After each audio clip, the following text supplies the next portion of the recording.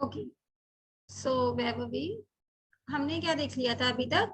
That compaction क्या होता है? आर्टिफिशियल अरेंजमेंट ऑफ पार्टिकल्स होता है, and this is done by mechanical means.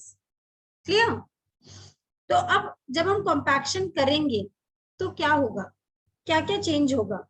हमने प्रॉपर्टीज पढ़ी, मैम एक void ratio.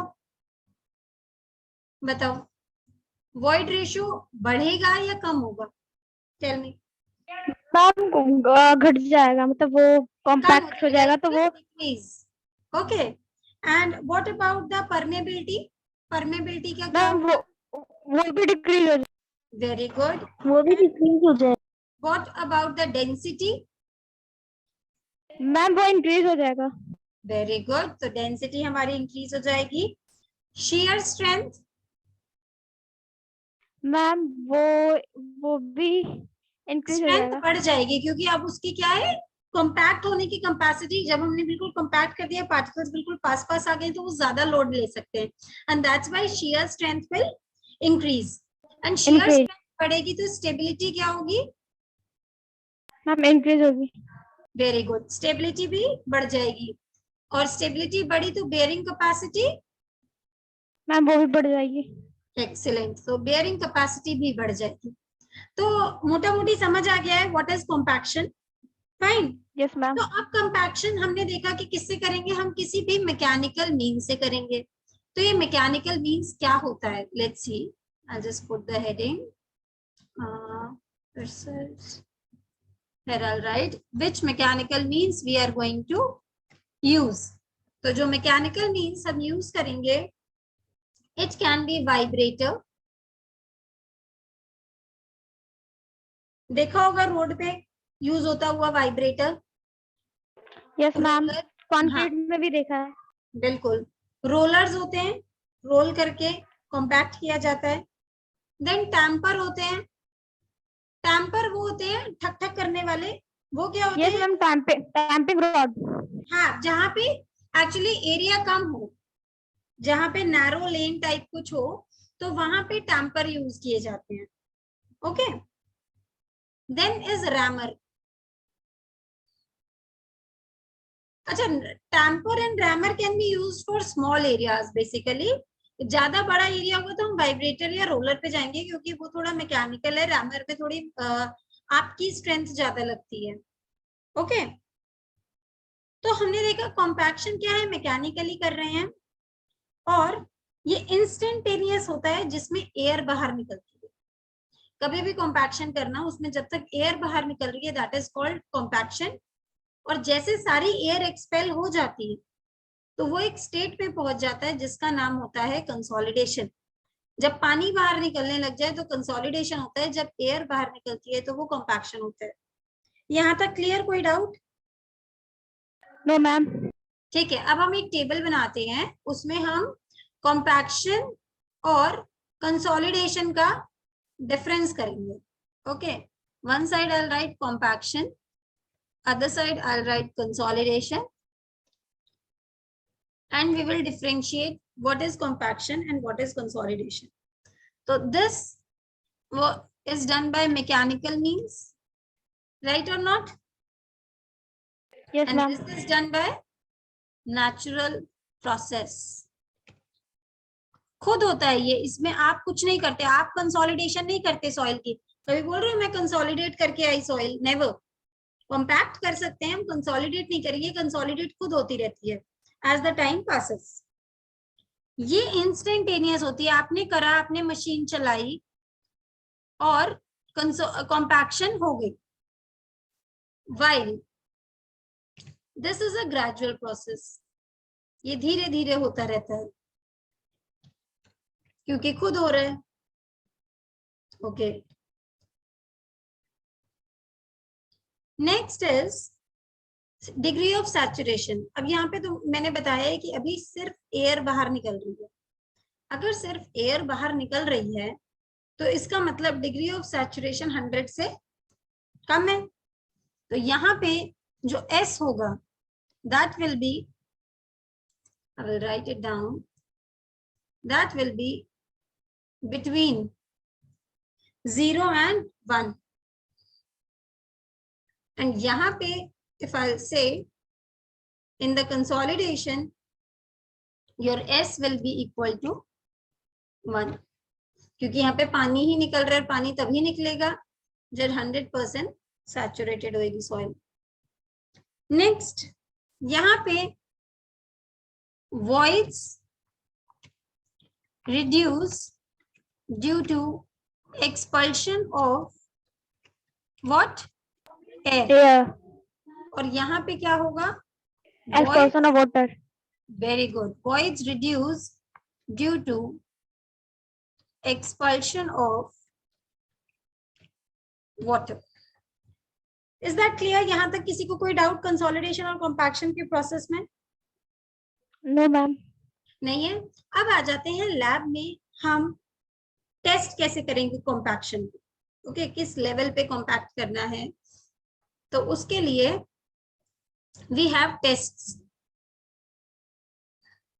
First I am going to discuss SPT, that is equal to standard penetration test।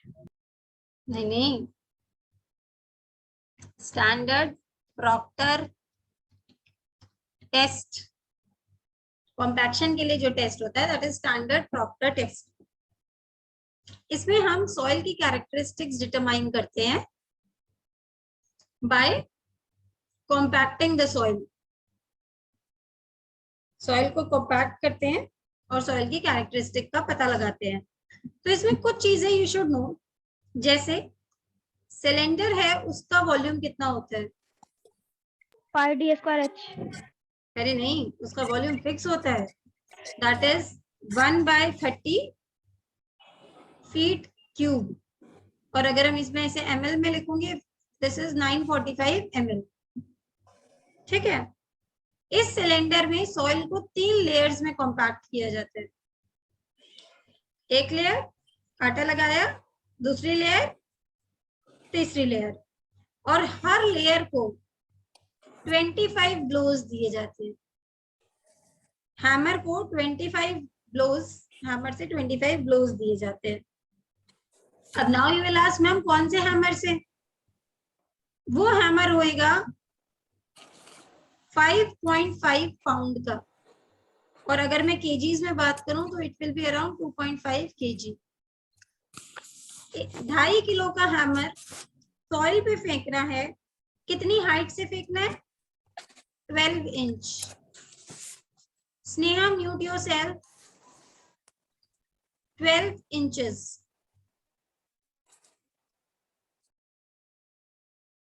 Okay, 12 inches होएगा around 304.8 mm।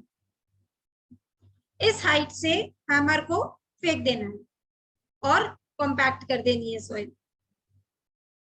अच्छा, अब इसमें energy जो यूज होती है that is equivalent to around 595 kilo joule per metre cube.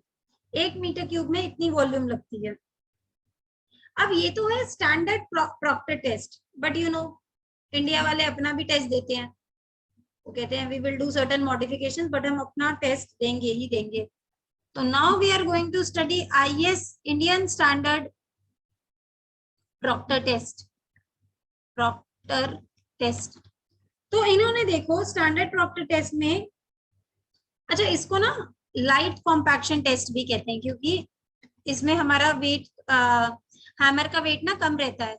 Light compaction test.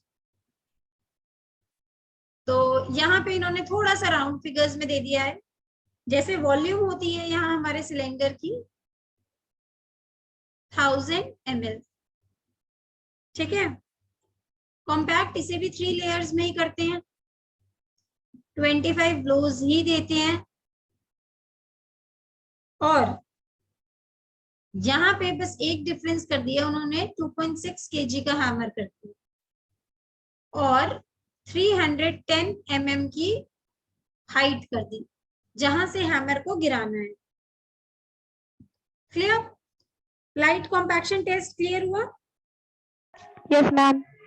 Okay, अब ये है लाइट कॉम्पैक्शन टेस्ट, बट अगर हमें heavy I mean military aircraft के बारे में पता करना है, वहां के लिए यूज करना है, तो वहां पे स्टैंडर्ड नहीं आप यूज कर सकते, वहां पे हम यूज करेंगे modified Proctor test.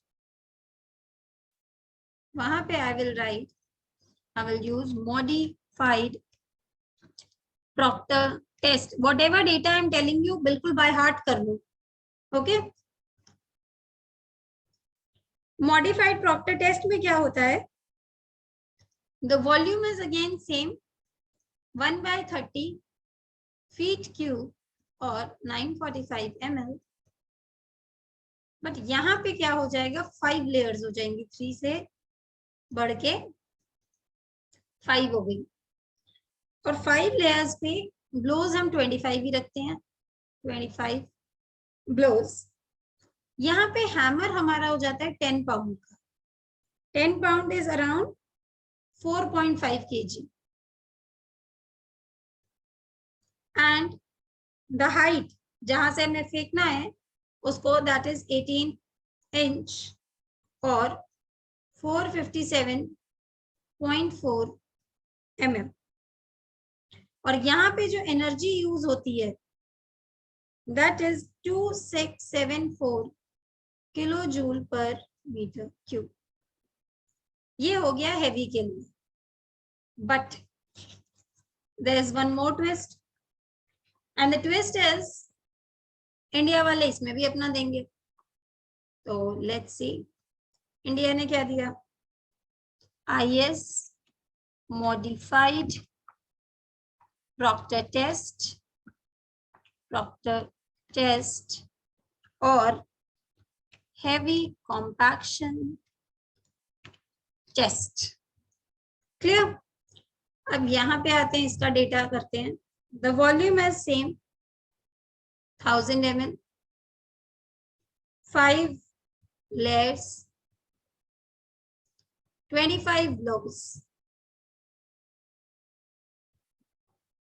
4.9 kg hammer fallen at a height of 450 mm. Clear?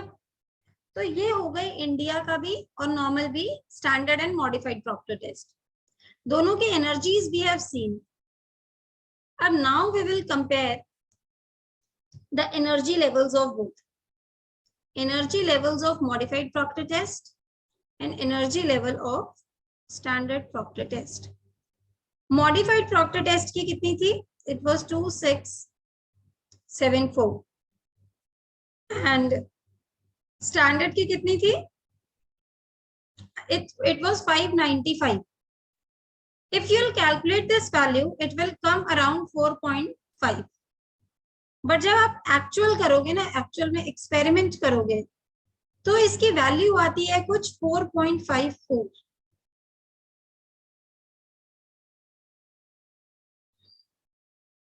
क्योंकि यहाँ पे इतनी एक्चुअल में होनी चाहिए और ये आती इतनी कम है। क्यों? क्योंकि यहाँ पे जो एक्चुअल कैलकुलेशन करते हैं ना, वहां पे एनर्जी लॉस कंसिडर नहीं करते हैं, बट जब आप एक्चुअली परफॉर्म करोगे तो एनर्जी लॉसेस होंगे, तो इसलिए ये रेशियो कम आ जाता है, एक्चुअल में 4.54 होता है। यहां तक if anybody having any doubt, बताओ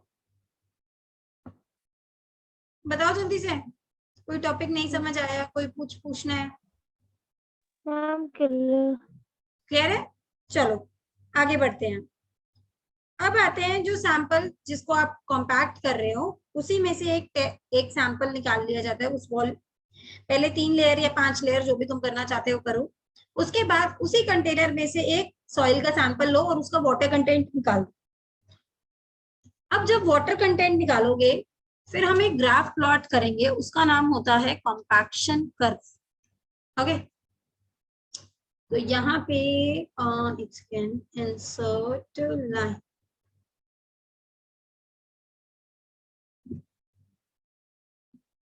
insert shape,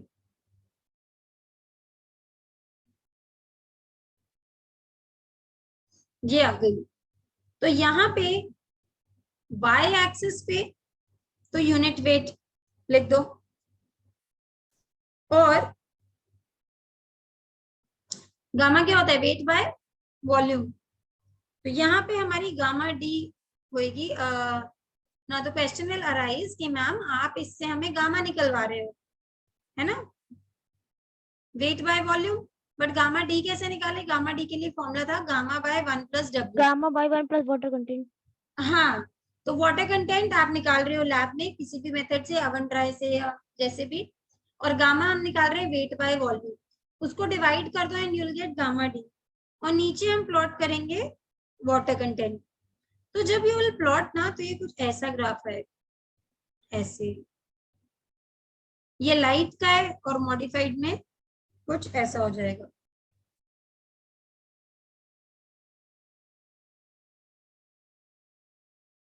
तो ये मैक्सिमम डेंसिटी है,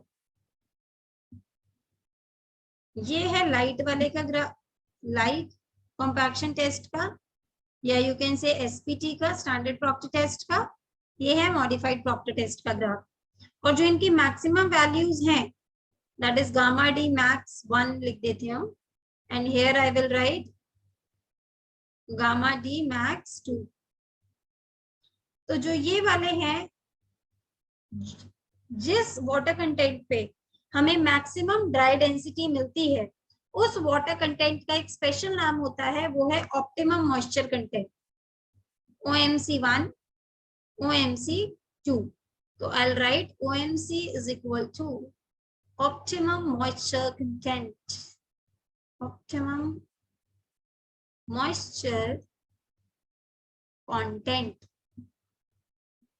तो this is your optimum moisture content. तो मैम पूछ सकती हैं या एग्जाम में आपके आ सकता है, what do you mean by optimum moisture content. So moisture content corresponding to the maximum density is known as optimum moisture content. ये तो क्लियर हो गया होगा ऑप्टिमम मॉइस्चर कंटेंट क्या होता है, गामा डी क्या होता है। बट एक चीज बहुत ध्यान से देखो इस कर्व पे, देन यू विल सी। यहाँ पे मैंने क्या करा है, यहाँ पे मेरे नंबर ऑफ ब्लोज कितने थे, 25 टाइम्स 3 लेयर्स में, तो कितने हो गए, 75 ब्लोज हो गए। यस और मैम। यहाँ पे कितने थे, 25 into 5, 125। इसका मतलब जब मैंने नंबर ऑफ ब्लोज बढ़ाए तो मेरी गामा डी मैक्स बढ़ गई। ये तो कॉमन सेंस बोलता है कि तुम ज्यादा कॉम्पैक्ट करोगे तो ज्यादा डेंसिटी होगी। यहाँ तक तो क्लियर है कहानी। Yes ma'am. तो ये देखो यहाँ पे गामा डी मैक्स 1 बड़ा है, गामा डी मैक्स 2 छोटा है। बट इसका एक दूसरा देखो कि अगर गामा डी मैक्स बढ़ता है, डेंसिटी बढ़ती है, तो ऑप्टिमम मॉइस्चर कंटेंट रिड्यूस होता है। ये याद रखना, ये क्वेश्चन में 100% आएगा। इंजीनियरिंग सर्विसेज के प्रीवियस ईयर उठा के देख लो, या एसएससी जेई के उठा के देख लो, या किसी स्टेट सर्विसेज के एग्जाम के उठा के देख लो, you will find this question in your exam कि what will be the variation when we increase the number of blows, what will happen, optimum moisture content increase या decrease, gamma d increase या decrease।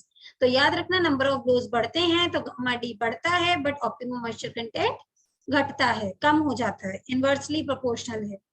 Clear? Yes ma'am. Not? जल्दी जल्दी हाँ तो बोल दिया करो यार। Ma'am clear clear. Okay, good good good. चलो अब I'll make a separate graph, otherwise ये बहुत ज्यादा untidy हो जाएगा। I'll take a new slide. Let me just insert a line.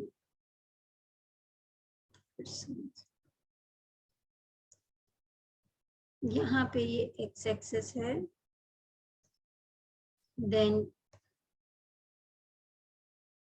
this is your y axis,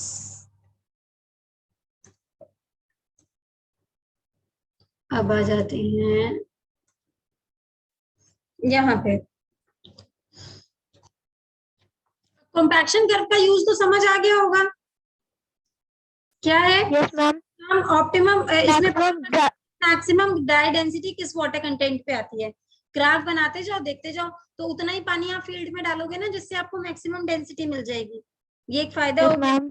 अच्छा, एक कर्व होता है जो ड्राई यूनिट वेट और वाटर कंटेंट, अगर मैं एक कर्व बनाती हूँ, where is that, here it is. तो ये कुछ ऐसे बन रहा था कर्व, राइट? अब अगर मैं इसमें if I'll draw it at constant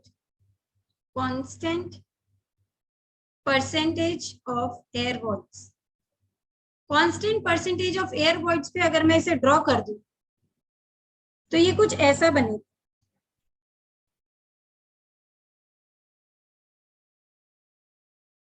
ठीक है, and this is called air void line. अच्छा, इसका रिलेशनशिप का फॉर्मूला क्या होता है? Gamma D is equal to 1 minus eta A G gamma W upon 1 plus W G. जल्दी से बता दो ये ईटा ए क्या है? Sir air ma'am air void. हाँ बताओ। Percentage air voids, right. जी तो पता है specific gravity, gamma of W gamma water, W water content, ji specific gravity. तो ये अगर हम कांस्टेंट रखें और फिर ये ड्रॉ करें तो that will give me air void line. अच्छा, एक यहाँ पे और टर्म होती है, let me just show you with a different colour, purple I am using, ठीक है। तो यहाँ पे देखो, ये सपोज ये एक गामा डी है, ये दूसरी गामा डी है। सपोज अब मैं नंबर ऑफ ब्लोज बदलती हूँ तो कुछ यहाँ पे एक और कर्व बन जाएगा। तो ये एक ऐसी मैक्सिमम गामा डी को ज्वाइन करूं तो मैं एक लाइन मिलेगी मुझे। इस लाइन का नाम होता है line of Optimus. Line of Optimus, ये ऑब्जेक्टिव में पूछ सकते हैं इसलिए आई am telling you, line of Optimus. अब नेक्स्ट में चलते हैं। अब यहाँ पे मैंने बोला कांस्टेंट एयर वॉइड्स पे क्या आती है? Zero air void line. अगर मैं जीरो कर दूं तो जीरो एयर वॉइड लाइन आ जाएगी, बट इसकी जगह if I will keep at constant degree of saturation तो मुझे मिलेगी सैचुरेशन लाइन। Saturation line. और अगर मैं एयर कंटेंट को जीरो कर दूं, यहाँ पे गामा डी होता है जी gamma W 1 plus W G by S, इसमें ये कांस्टेंट कर दो तो एक लाइन मिलेगी जिसका नाम है सैचुरेशन लाइन। अब देखो इसकी ब्यूटी क्या है इन दोनों इक्वेशन की। अगर मैं एयर कंटेंट को कर दूं जीरो और सैचुरेशन को कर दूं 100%, तो मुझे बताओ दोनों सेम लाइन मिलेंगी या नहीं? जल्दी से चेक करो और बताओ। अगर मैं एयर कंटेंट को जीरो कर दूं तो क्या इक्वेशन बनेगी? जी गामा डब्ल्यू by 1 plus W G. Yes ma'am. और सैचुरेशन को 1 कर दूं तो क्या मिलेगी? जी गामा डब्ल्यू बाय 1 प्लस डब्ल्यू जी। तो इसका मतलब हमने क्या कंक्लूड करा? That equation of zero air void line, zero air void line is equal to 100% saturation line. Yes ma'am. Is that clear or not? Yes ma'am. ठीक है, तो यहां तक हमारा बेसिक कॉन्सेप्ट सारा क्लियर हो गया है कि कॉम्पैक्शन होता क्या है, कॉम्पैक्शन कैरेक्टरिस्टिक सॉइल की कैसे देखते हैं। Now the next topic will be what are the factors which affect the compaction of soil, ठीक है। तो let me just insert a new slide and write down factors affecting compaction of soil। तो कौन कौन से factor compaction को impact करते हैं? तो पहला फैक्टर जो है that is water content। water content is very basic factor जो कॉम्पैक्शन को इफेक्ट करती है। देखो इनिशियल में ना बहुत ध्यान से समझने वाली चीज है। सपोज मिट्टी है, मैं इनिशियली उसमें ना पानी डाल, थोड़ा सा पानी मैंने ऐड करा, सॉइल जैसे बहुत सूखी मिट्टी है, तुम दबाने की कोशिश करो इतना अच्छा नहीं दबेगी, थोड़ा सा पानी डाल दो तो वो चिपकती है, अच्छी कॉम्पैक्ट होती है ना। थोड़ा और पानी डालो और अच्छी कॉम्पैक्ट होगी, और डालो और अच्छी कॉम्पैक्ट होगी। एक टाइम आएगा जो अपने ऑप्टिमम लेवल पे पहुंच जाएगी, उसके बाद और पानी डालोगे तो वो बहने लगेगी, दूर दूर हो जाएगी। यही है कि वाटर कंटेंट का क्या इम्पैक्ट है। Initially when you add water तो कॉम्पैक्शन इंक्रीज होती है। तो initial increase. Then it reached its optimum value. Optimum value पे पहुंच जाते हैं और फिर कॉम्पैक्शन डिक्रीज करती है. Is that clear? Yes ma'am. Second factor होता है degree of compaction. Degree of compaction. Degree of compaction बताता है कि कितना आप ब्लोज दे रहे हो तो कितनी गामा डी होगी. ये तो ऑब्वियसली डायरेक्टली प्रोपोर्शनल है. जितने ब्लोज आप दोगे उतनी ज्यादा डेंसिटी होगी. फाइन. थर्ड होता है मेथड ऑफ कॉम्पैक्शन, कि आप कौन से मेथड से कॉम्पैक्ट कर रहे हो. लेकिन आप रोलर यूज कर रहे हो, वाइब्रेटर यूज कर रहे हो, रैमर यूज कर रहे हो या टैम्पर यूज कर रहे हो. It depends upon the equipment which you are using. And the fourth one is the type of soil. Soil कैसी है? हर एक soil ज्यादा compact नहीं होती, हर एक soil कम नहीं होती. सबका अपना अपना level होता है. Whether वो चिकनी मिट्टी है, I mean cohesive soil है या नॉन कोहेसिव सॉइल है, उस पर डिपेंड करेगा कि वो किस तरह से बिहेव करेगी. क्लियर? तो आज हम कर लेते हैं यहां तक factors affecting the compaction of soil. कल हम स्टार्ट करेंगे न्यू टॉपिक, दैट इज, एक तो वी विल डू कि कौन कौन सी प्रॉपर्टीज बदलती हैं व्हेन, ये कॉम्पैक्शन कर्व हमने देखा था, वेयर इज इट, slide. यहाँ पे we have seen the compaction curve. ये कुछ ऐसा था, ये ऑप्टिमम है, ये है DOO, ये है WO. अब ये DOO WO क्या है? डू वो नहीं है, ये है dry of optimum, dry of optimum और weight of optimum.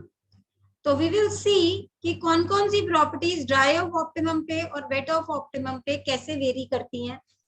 Okay, and then we will start with the compressibility of soil और you can say the consolidation of soil. इसके बाद हम वो टॉपिक स्टार्ट कर देंगे.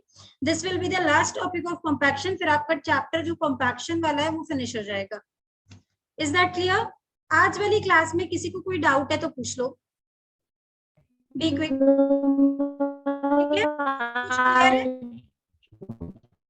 Okay, then your class is over.